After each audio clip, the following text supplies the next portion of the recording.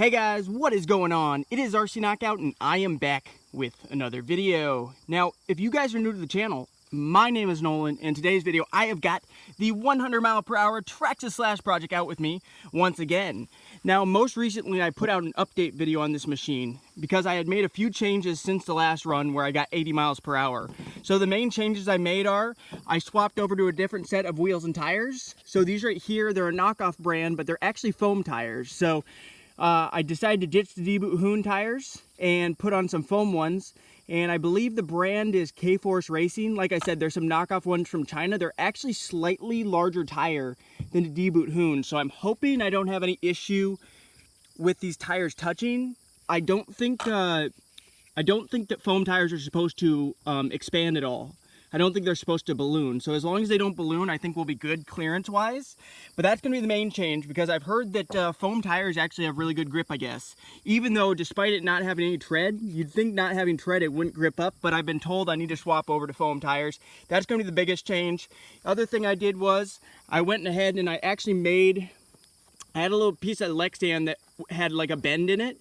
So I actually put that Lexan and then I Gorilla Taped it. So that covers up the front even more, to really prevent that air from getting up underneath. So even when it's going really fast, before I just had a layer of Gorilla Tape right here. I just had a layer of Gorilla Tape and the wind would push it in, so there's probably still air getting up underneath the body. So now the goal is to have no air get up underneath the body.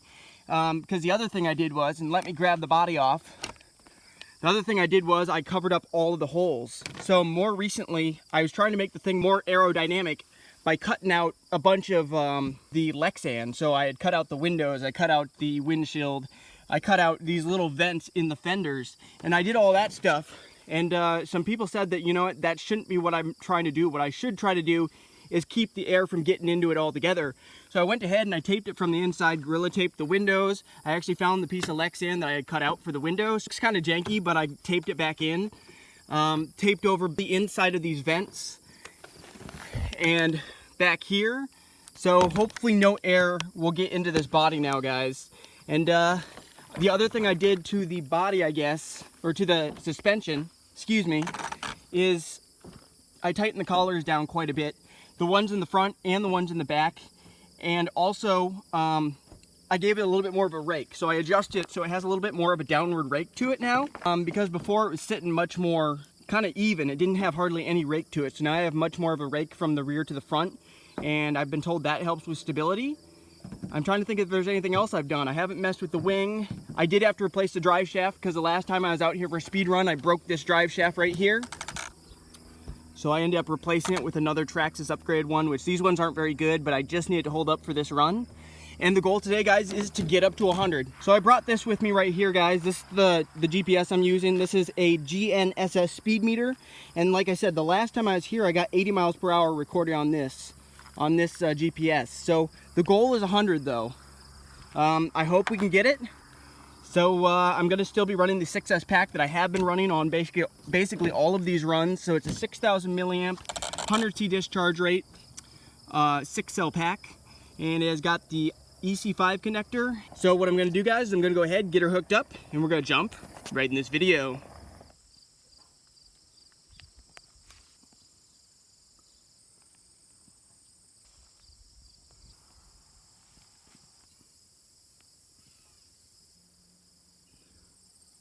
Alright guys, I've got my GNSS speed meter hooked up. It's zeroed out and set to record the maximum speed in miles per hour.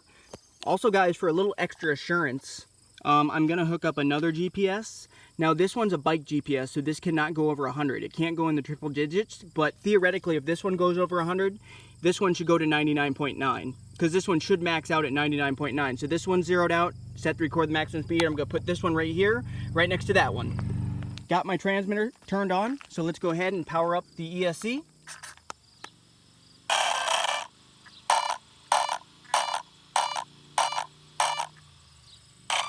All right, she's ready to go. I guess the other thing that broke in the last video was this front splitter broke, but I keep on gluing it up in the same spot, so it should hold together unless we hit a bump in the road. Hopefully it'll stay on. All right, guys, I gotta hurry while the road's clear. It's clear right now. I'm gonna actually bring it from this direction.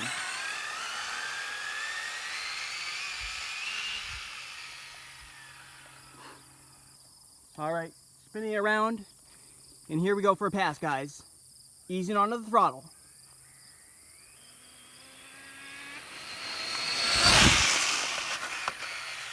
On the brakes.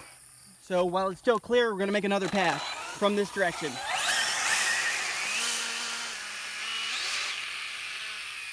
Wow. I have to say, the grip, it definitely feels like it has more grip. I'm gonna get a little bit further down this way, guys. I'm kind of nervous about this. I really don't want to crash this thing. Here we go, guys. Easing onto the throttle.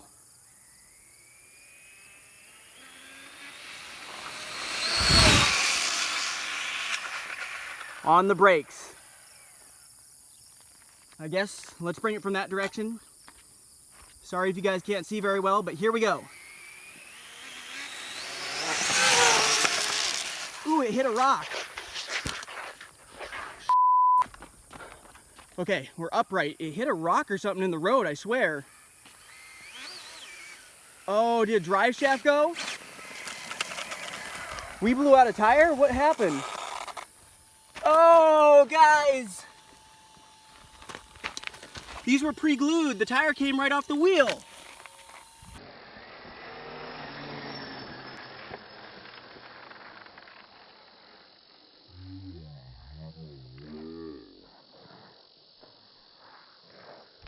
I thought I hit a rock. That's disappointing. Maybe this is what you get though with cheap knockoff foam tires. So yeah, they spun. So these are glued on. I can probably re-glue these, but to be honest, probably I'm gonna want to replace them. But yeah, it just came right off the rim. Gosh, that sucks. Let's just hope it picked up a top speed. I got 2 GPSs hooked on. So let's just see what we got. 80 was what we got last time. I'm hoping we topped 80. And I still don't think I got up to full throttle at all during this whole time. I didn't. Let me sit down, get out of the sun, and you guys can see exactly what happened. My gosh. I looked at the package. It said they were pre-glued, so that kind of sucks. Got the body off. We didn't have any issues with the body lifting whatsoever. All right, guys. Here goes nothing. First, we're going to check this one. The GNSS one.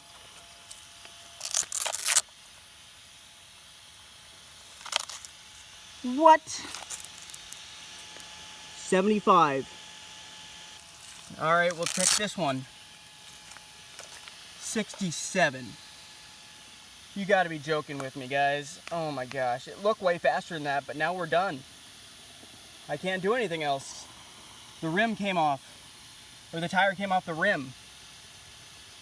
So 75. This one I think has a lag to it. That's probably why I didn't pick up an accurate top speed, because this one I think is a little bit slower, so it takes a second to actually get a reading. And this also has a spotty signal out here. The GNSS one is much better at picking up the accurate top speed, so maybe that's all we got up to is 75. If that's the case, that's disappointing. That's less than we got last time we were here.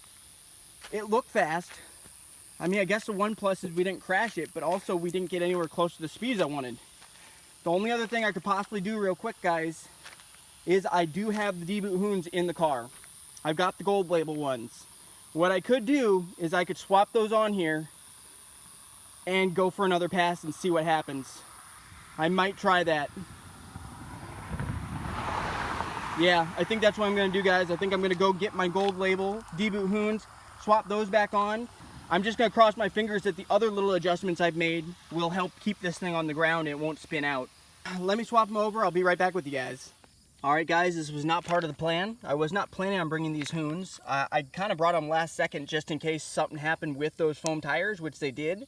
I was told if I do burnouts using these rubber tires, I should have a piece of carpet with me to do the burnout on. It saves the tires, I guess. But unfortunately, since I wasn't planning on bringing these, I didn't plan ahead, so I don't have a piece of carpeting. So in this video, just like the last one, I'm gonna be doing a burnout on the asphalt right before I do a pass. I got both of these GPSs zeroed out. Let me throw the body on. I'm still gonna keep that same 6S pack in because we only got like 3 passes on it, and we're just gonna see if we can get up to that top speed. So let me get her turned on. I'll probably do the burnout for you guys, and then we'll make some passes and let's hope we can get over 100. So the first thing I'm gonna do is I'm just gonna do a burnout right here. I know A few people in the comments said the issue with doing a burnout is it's gonna wear my tires unevenly, which will make them unbalanced. So, but at this point, I just want to get a good pass in. So here we go.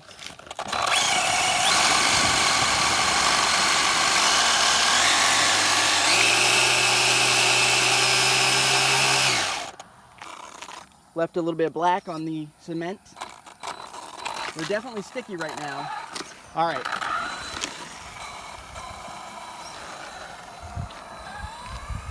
Probably gonna start from this direction. I hope the tires are warmed up. I do apologize if you guys can't see. Here we go. Yep, these don't have grip. Compared to the foam tires I just had on, these feel horrible. Not gonna lie, they feel pretty bad. This thing just feels super, super sketchy.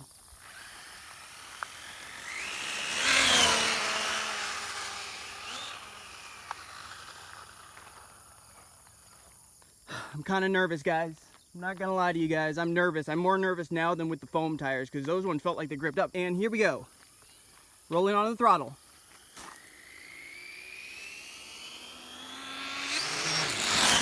Shit, on the brakes, on the brakes, on the brakes. I know how it sits, it's capable of 100. It's just getting that one good pass in. I need to be able to lay down a lot of that power in one pass. I don't even think I need to lay down all of it. If I lay down most of the power, I think I can get it up to 100. Unfortunately, it's just having a big issue just getting any of that power to the ground. I'm gonna do a burnout again. Here we go.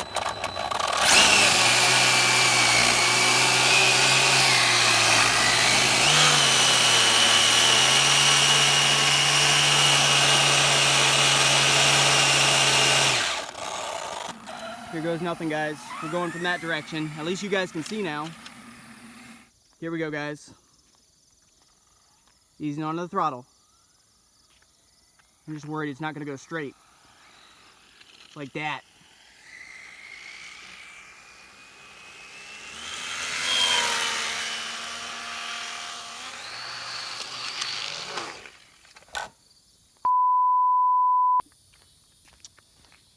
Here's the splitter.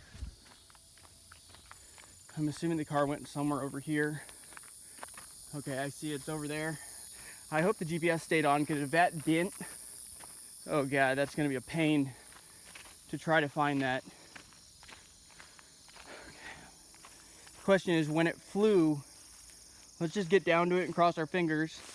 Oh, it did fly off, but you know what, guys? Fortunately, it's right here. But I don't have the backing, the cover. The cover's gone. So the battery's just sticking out. Guess I can look for it for a little bit. Can't find the back of this, but I guess that's not the end of the world. I'm very fortunate I stumbled on the thing itself. It only picked up 75. But I don't know how I'm feeling about this project anymore, guys. I'm not gonna lie, I'm a little bit bummed out. It just seems like every single time I go out here, especially more recently, I'm not making any progress. Maybe I shouldn't have even attempted to go for any more passes after, I probably shouldn't have attempted any more passes after the foam tire blew open, or came off the rim. I kind of want to light these hoons up, because these hoons are obviously, I can see one of them come unglued. These hoons are not in good shape. This one starting to come unglued right here. Kind of want to light them up because I'm kind of mad at these tires at this point. I kind of want to just roast them.